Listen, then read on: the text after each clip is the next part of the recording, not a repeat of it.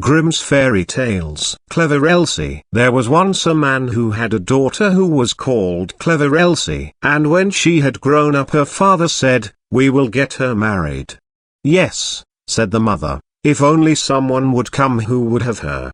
At length a man came from a distance and wooed her, who was called Hans, but he stipulated that Clever Elsie should be really smart. "Oh," said the father, "she has plenty of good sense." And the mother said, "Oh, she can see the wind coming up the street, and hear the flies coughing." "Well," said Hans, "if she is not really smart, I won't have her." When they were sitting at dinner and had eaten, the mother said, "Elsie, go into the cellar and fetch some beer." Then Clever Elsie took the pitcher from the wall, went into the cellar, and tapped the lid briskly as she went, so that the time might not appear long. When she was below, she fetched herself a chair, and set it before the barrel so that she had no need to stoop, and did not hurt her back or do herself any unexpected injury. Then she placed the can before her, and turned the tap, and while the beer was running she would not let her eyes be idle, but looked up at the wall, and after much peering here and there, saw a pickaxe exactly above her, which the masons had accidentally left there. Then Clever Elsie began to weep and said, "If I get Hans, and we have a child, and he grows big, and we send him into the cellar here to draw beer, then the pickaxe will fall on his head and kill him."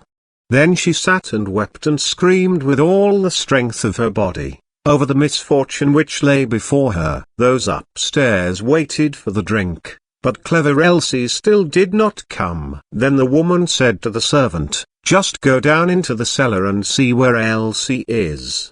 The maid went and found her sitting in front of the barrel, screaming loudly. "Elsie, why do you weep?" asked the maid. "Ah," she answered, "have I not reason to weep? If I get Hans, and we have a child, and he grows big, and has to draw beer here, the pickaxe will perhaps fall on his head, and kill him." Then said the maid, "What a clever Elsie we have!" and sat down beside her and began loudly to weep over the misfortune. After a while, as the maid did not come back, and those upstairs were thirsty for the beer, the man said to the boy, "Just go down into the cellar and see where Elsie and the girl are."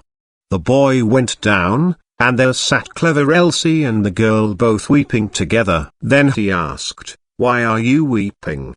"Ah," said Elsie, "have I not reason to weep? If I get Hans, and we have a child, and he grows big, and has to draw beer here, the pickaxe will fall on his head and kill him." Then said the boy, "What a clever Elsie we have!"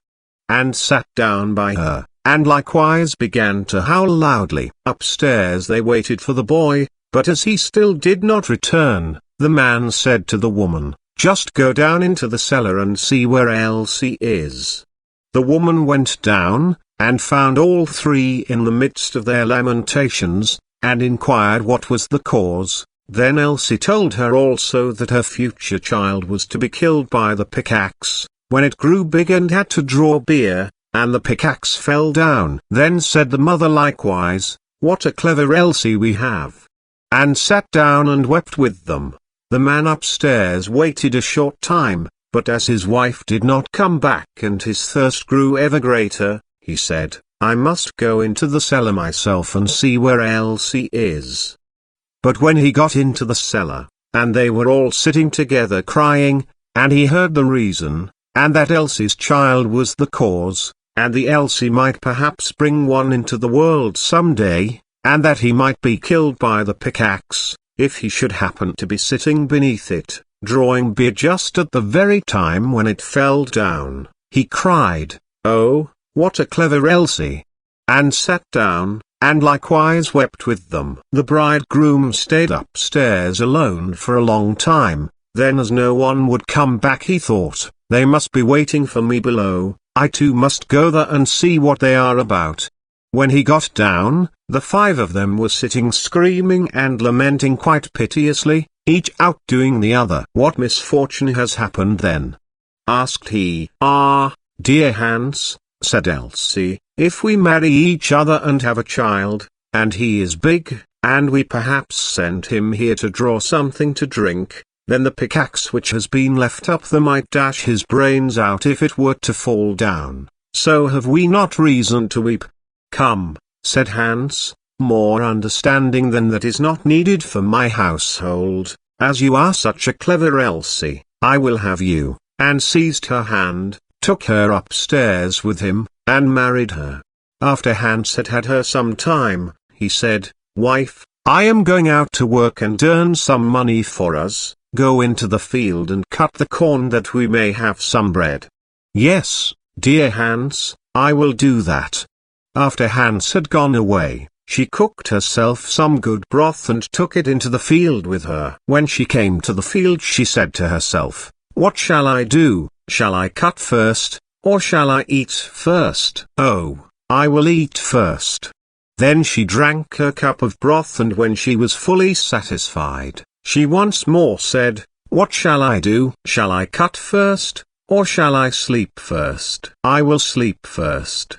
Then she lay down among the corn and fell asleep. Hans had been at home for a long time, but Elsie did not come. Then said he, "What a clever Elsie I have, she is so industrious that she does not even come home to eat." But when evening came and she still stayed away, Hans went out to see what she had cut, but nothing was cut, and she was lying among the corn asleep. Then Hans hastened home and brought a fowler's net with little bells and hung it round about her, and she still went on sleeping. Then he ran home, shut the house door, and sat down in his chair and worked. At length, when it was quite dark, clever Elsie awoke, and when she got up there was a jingling all round about her, and the bells rang at each step which she took. Then she was alarmed, and became uncertain whether she really was clever Elsie or not, and said, "Is it I, or is it not I?"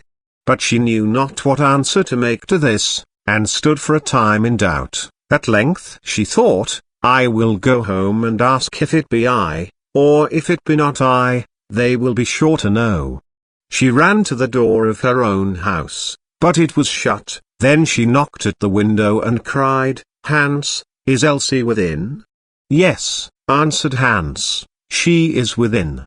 Hereupon she was terrified, and said, "Ah, heavens! Then it is not I," and went to another door. But when the people heard the jingling of the bells they would not open it, and she could get in nowhere. Then she ran out of the village, and no one has seen her since.